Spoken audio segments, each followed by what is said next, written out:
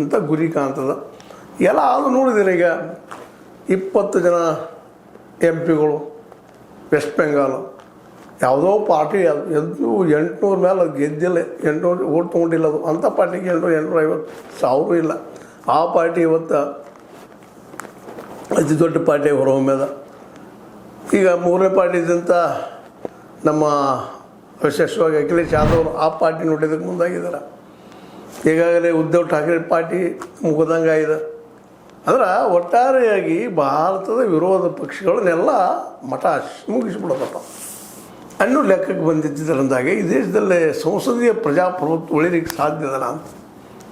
ಯಾಕಂದರೆ ಇನ್ನು ಮುಂದಿನ ಚುನಾವಣೆ ಒಳಗಾಗಿನ ಒಂದು ಸಂಘಟನೆ ಇತ್ತು, ಮತ್ತೇನೋ ಇತ್ತು, ಎಲ್ಲರೂ ಹೋಗಿಬಿಟ್ಟಿದ್ರು ಕೈನವರು ಅಂದಾಗ MP ಮತ್ತು MLAಗಳು ಮುಂದೆ ಏನು ಮಾಡೋದಿದೆ? ಇಲ್ಲೇ ಮನೆ ಹಿಡ್ಕೊಂಡು ಗಪ್ ಕೂಡುವಂಥದ್ದು ಸಹಜವಾಗಿ ಹೇಳ್ತಾಯಿದ್ರು. ಎಲ್ಲಿಗೆ ಆದವನಿದ್ದವ್ರು ಬಯಸ್ತಾಯಿದ್ರು. ಇಲ್ಲ ಈ ದೇಶಕ್ಕೆ ಅಧ್ಯಕ್ಷೀಯ ಪದ್ಧತಿ ಸೂಟ್ ಆಗುವಂಥದ್ದು ಅಂತೇಳಿ ಅದನ್ನು ಸೂಟ್ ಮಾಡಲಿಕ್ಕೆ ಹೊಟ್ಟಿದ್ದಕ್ಕಂಥದ್ದು ನಮ್ಮ ಮೋದಿಯವರು.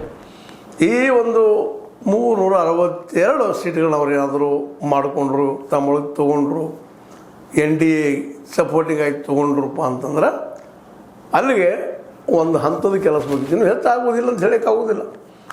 ಕಾಂಗ್ರೆಸ್ನೂ ಹೊಡಿಬೋದು, 99 ಸೀಟ್ ಇದ್ದೇವೆ ಅವ್ರನ್ನೂ 1/3 ಹೊಡಿಬೋದು, 2/3 ಹೊಡಿಬೋದು.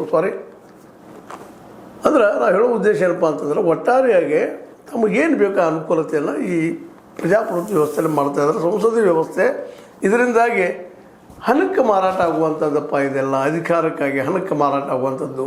ನಮ್ಮ ಸಂಸದರು ಅವರು ಜನರ ಪ್ರತಿನಿಧಿ ಅಲ್ಲ, ದುಡ್ಡಿನ ಪ್ರತಿನಿಧಿಗಳಪ್ಪ ಅನ್ನೋದನ್ನು ಈಗ ಸ್ಪಷ್ಟಪಡಿಸ್ಲಿಕ್ಕೆ ಹೊರಟಲ್ಲ ಅಂತ ಅನಿಸ್ತದೆ. ಯಾಕಂದರೆ ಇವೆಲ್ಲ ನೋಡಿದರೆ ಒಮ್ಮೆ ಅಸಹ್ಯ ಅನಿಸ್ತದೆ. ಏನಪ್ಪ ಇವರು ಸಂಸದರು ಸಂಸತ್ತಿಗೆ ಸಂಸದೀಯ ವ್ಯವಸ್ಥೆಗೆ ಅಪಮಾನ ಮಾಡುವಂಥವ್ರು. ಯಾಕಂದ್ರೆ ಜನರ ಮಾತಿಗೆ ಕಿಮ್ಮತ್ತಿಲ್ಲ, ಬೆಲೆ ಇಲ್ಲ. ಯಾವ BJP ವಿರೋಧವಾಗಿ ಮತ ಹಾಕಿದ್ರು ಜನ ಇವತ್ತು ಆ BJP ಕಡೆನ ಅಥವಾ NDA ಕಡೆ ಜನ ಹೋಗೋದನ್ನು ಗಮನಿಸಿದಾಗ